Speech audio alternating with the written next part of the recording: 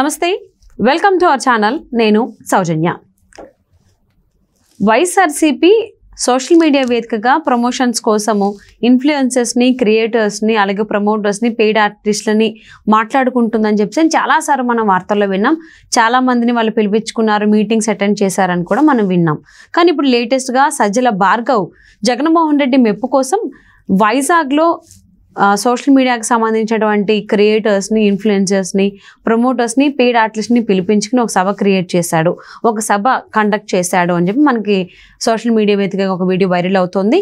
దీనిపైన టీడీపీ కూడా social media వేదికగా ట్రోల్ చేస్తోంది. మరి ఈ విషయంలో జగన్మోహన్ రెడ్డి ఇంప్రెస్ అయ్యారా? సజ్జల భార్గవ్ రెడ్డి చేసినటువంటి అటెంప్ట్ సంబంధించి, ఈ అంశానికి సంబంధించి మనతో మాట్లాడడానికి, వారి విశ్లేషణని మనతో పంచుకోవడానికి ఈరోజు మనతో పాటు ఉన్నారు టీడీపీ స్పోక్స్ పర్సన్ సూర్యదేవలత గారు ఉన్నారు. వారితో మాట్లాడదాం. నమస్తే అండి. నమస్తే సౌజన్య. జగన్మోహన్ రెడ్డి మెప్పు కోసం సజ్జల భార్గవ్ రెడ్డి ఈ సోషల్ మీడియాకి సంబంధించినటువంటి ఇన్ఫ్లుయెన్సర్స్ కానీ, క్రియేటర్స్ కానీ, ప్రమోటర్స్, పెయిడ్ ఆర్టిస్ట్ని పిలిపించుకున్నాడు పెయిడ్ ప్రమోషన్స్ చేయడానికి వైఎస్ఆర్సీపీకి అని ఇంతకు ముందు కూడా మనం ఈ న్యూస్ వినడం జరిగింది. సో ఇప్పుడు లేటెస్ట్గా వైజాగ్లో ఒక సభలో ఈ Insta influencers, creators, promoters and వీళ్ళందరినీ కూడా మళ్ళీ పిలిపించుకున్నారు వైసీపీకి సపోర్ట్ చేయడం కోసం. ఈ రకంగా ప్రచారం కోసం, అంటే ప్రజల్లోకి వెళ్ళడానికి ఈ రకంగా ఉపయోగించుకున్నారని ఇప్పుడు సోషల్ మీడియా వేదికగా ఒక న్యూస్ వస్తోంది. మరి దీని గురించి మీరు ఏమంటారు? సజ్జల భార్గవ్ వచ్చి అంటే నాన్న తగ్గ కొడుకు కదా. ఎందుకంటే నాన్న నడిచే బాటలో, నాన్నేమో చేసేదేమో ప్రభుత్వం ఉద్యోగం లెక్క ప్రభుత్వ జీతం తీసుకుంటాడు, కానీ చేసే పని ఏమో రాజకీయం, పార్టీకి సంబంధించిన పనులు చేస్తాడు. అక్కడెక్కడ పొంతన కూడా లేదు. సో వాళ్ళకి విలువలు కూడా లేదనేది అక్కడే అర్థమవుతుంది. ప్రజా సమస్యల గురించి ఆయన ఏదైనా చేయగలగాలి, ఎందుకంటే ప్రభుత్వ ఉద్యోగం లెక్కే ఆయనది. సో కానీ ప్రభుత్వానికి సంబంధించింది సజెషన్స్ ఇవ్వకపోగా పార్టీకి సంబంధించిన వాటికి ప్రెస్ మీట్లు పెట్టి అపోజిషన్ పార్టీని మాట్లాడుతున్నాడంటేనే అక్కడే ఆయన బ్యాలెన్స్ తప్పాడు. ఇక్కడికి వస్తే సజ్జల భార్గవ్ రెడ్డి, సో ఈయన ఎలా ఉంటాడు? తండ్రికి దక్క కొడుకే కాబట్టి ఈయన కూడా ఏదో ఇన్స్టాలో పోస్టులు పెట్టుకునే వాళ్ళనే కానివ్వండి, యూట్యూబ్లో ఎవరైతే వాళ్ళకి వ్యూస్ ఎక్కువ ఉన్న వాళ్ళే కానివ్వండి, వాళ్ళకు ఒక ట్రెండ్ మార్క్ ఉన్న వాళ్ళనే కానివ్వండి, వాళ్ళని అందరినీ పిలిపించి వైజాగ్లో ఒక మీటింగ్ పెట్టడం జరిగింది. అంటే వాళ్ళందరినీ ప్రమోటర్స్గా వాడుకుందాం, సో రేపు ఎలక్షన్లో వాళ్ళ ఛానల్స్లో ప్రమోట్ చేయించుకుందాం అనే ఒక ఆలోచనలతో పిలవటం మొదలుపెట్టింది. సరే, వాళ్ళందరూ చెప్తుంటే కూడా నవ్వు వస్తుంది. మీరు ఒక పెద్ద మంచి బిజినెస్ మ్యాన్, సో మీరు గతంలో మీరు రాజకీయాలకు ముందు ఎలా బిజినెస్ చేశారు, దాని అనుభవాలు చెప్పండి, మేము కూడా మీలాగే ఒక బిజినెస్ ఇది ఆ దారిలోనే వెళ్ళాలనుకుంటున్నాం, ఇట్లా ఏదో చెప్పుకుంటూ ఉన్నారు. అంటే అక్కడ జగన్మోహన్ రెడ్డి గారిని ఉన్నతంగా శిఖరాలకి తీసుకెళ్లేటట్టు వాళ్ళతో మాట్లాడిస్తూ ఆయన మెప్పు పొందడం కోసం తహతలాడిపోతా భార్గవ్ కనపడటమే కానివ్వండి, ఇక్కడ మనకు కనపడుతుంది అక్కడ స్పష్టంగా. సరే, ఇవన్నీ కాదనుకుంటే దుర్గారావు, ఇన్స్టాలో పోస్టులు పెట్టుకునే దుర్గారావుని పెట్టి, టిక్టాక్ దుర్గారావు, సో అతన్ని తీసుకొచ్చి ఒక సీఎం కూర్చునే కుర్చీలో, అంటే సెక్రటరేట్లో కూర్చోపెట్టి అతను పోస్టులు పెట్టడం, సెక్రటేరియట్లో తను కూర్చున్నట్టు ఫొటోస్ వచ్చాయి. సో అది ఎక్కడైనా జరుగుతుందా?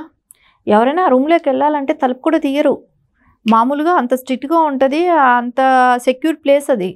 అలాంటి ప్లేస్కి ఒక టిక్టాకులు చేసుకునే దుర్గారావు లాంటి వాళ్ళు వెళ్ళి సీఎం కూర్చునే కుర్చీల్లో కూర్చొని ఆ స్థానంలో కూర్చొని వాళ్ళు టిక్టాకులు చేసుకుంటా ఉంటే, అంటే వ్యవస్థ ఎంత దిగజారిపోయిందనేది మనకు అక్కడ కనపడుతుంది.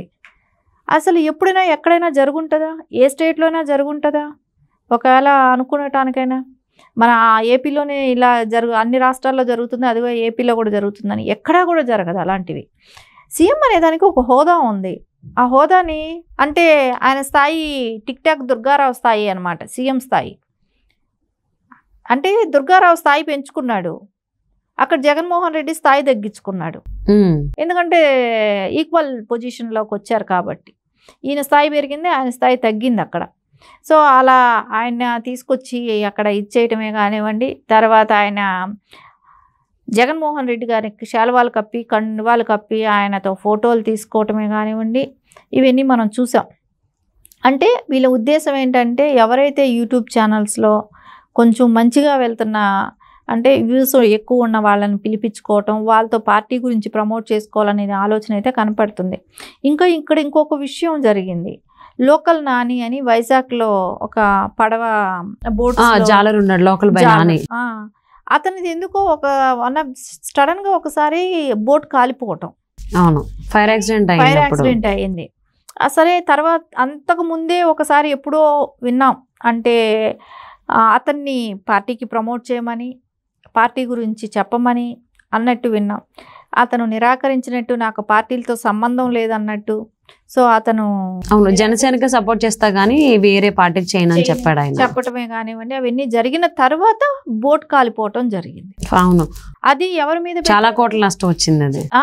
అది ఎవరి మీద పెట్టారు? లోకల్ నాని మీద పెట్టారు.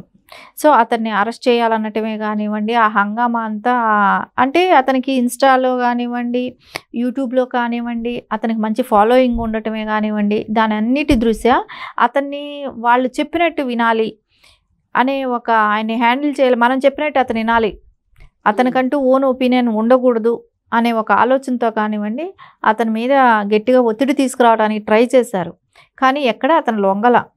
సో అతను ఏ ప్రాబ్లం అయినా ఫేస్ చేసుకుంటూ తన కేసులో నుంచి బయటపడటమే కానివ్వండి, ఆ ఇష్యూ నుంచి అంటే అరెస్ట్ చేయటమే కానివ్వండి, ఇవన్నీ కూడా రకరకాల ప్రాబ్లమ్స్. 2 రోజులు ఏదో యూట్యూబ్లో చూడటమే కానివ్వండి, ఏదో అరెస్ట్ చేశారని, అరెస్ట్ చేయబోతారని, ఇట్లాంటివి ఏదో న్యూసెస్ విన్నాం. కానీ అక్కడ వాళ్ళని కూడా సుఖంగా బతకనివ్వట్లేదు. వాళ్ళేదో పొట్టతిప్పలకి వాళ్ళేదో యూట్యూబ్ ఛానల్ పెట్టుకొని దానిలో ఒక ఇన్కమ్ సృష్టించుకుంటూ వాళ్ళ బతుకు జీవనం వాళ్ళు ఇది ఉంటే, వాళ్ళకి రాజకీయాలు మాకు సంబంధం లేదు అనుకునే వాళ్ళందరినీ కూడా రాజకీయాల్లోకి లాగాలని చూడటం, వాళ్ళ మీద ఒత్తిడి పెట్టడం, ఇది ఎంతవరకు సబబు? సో ఎక్కడా కూడా వాళ్ళకి ఇష్టమై వాళ్ళు చేసుకుంటే అది వేరే విషయం, ఎవరు కూడా కాదనరు. వాళ్ళకి ఇష్టమయ్యి వాళ్ళ ఏ పార్టీకైనా ప్రమోట్ చేసుకుంటే అది వేరే విషయం. కానీ బలవంతం చేయకూడదు కదా. దానికంటూ ఒక మీటింగ్ పెట్టడం, దాన్ని ఆయన ఏంటంటే జగన్మోహన్ రెడ్డి మెప్పు పొందటం కోసం సజ్జల భార్గవ్, సో ఇలాంటివి చేయటం. ఇంకొకటి సజ్జల భార్గవ్ ఒక మీడియా ఇది హ్యాండిల్ చేసే విధానమే కానివ్వండి, ఈ సోషల్ మీడియాలో ట్రోల్స్ చేసేది మహిళలనే కానివ్వండి, అపోజిషన్ లీడర్లైన మహిళలనే కానివ్వండి, ఎంత ఘోరాతి ఘోరంగా ట్రోల్ చేస్తారనేది వైసీపీ వాళ్ళు. మనం సరే అపోజిషన్ వాళ్ళని ట్రోల్ చేశాడన్నా కూడా దాన్ని కూడా లైట్ తీసుకోవచ్చేమో, ఎందుకంటే అపోజిషన్ వాళ్ళకి నచ్చదు కాబట్టి. కానీ మీ పార్టీ కోసం, మీకోసం కష్టపడ్డా నీ పార్టీ అధ్యక్షుడైన సొంత రక్త సంబంధికుల వాళ్ళనే నువ్వు ట్రోల్ చేస్తున్నారంటే ఇంకా ఎక్కడ మహిళలకు వాళ్ళ రక్షణ కల్పిస్తున్నారు? సో ఎక్కడ పార్టీ మహిళలకంటూ ఆ రాష్ట్రంలో విలువ ఉంది అనేది మనకి ఇక్కడ స్పష్టంగా కనపడుతుంది కదా. అంటే ఎలక్షన్స్ కోసము, సోషల్ మీడియా ప్రమోషన్స్ కోసము సజ్జల భార్గవ్ రెడ్డి చేసినటువంటి అటెంప్ట్ జగన్మోహన్ రెడ్డికి నచ్చింది అనుకోవచ్చా, నచ్చలేదు అనుకోవచ్చు? ఏమంటారు సింపుల్గా? అది ఇప్పుడు ట్రోల్స్ ఇప్పుడు నడుస్తున్నాయి కదా.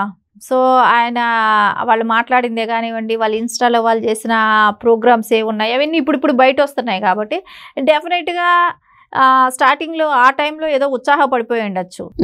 కానీ తర్వాత తెలుస్తుంది కదా. సో దాని మూలాన వచ్చే అదే ఎక్కడ ఏం చేసినా దాని బూమరాంగ్ అయ్యి వెనక్కి వాళ్ళకే దెబ్బ తగులుతుంది.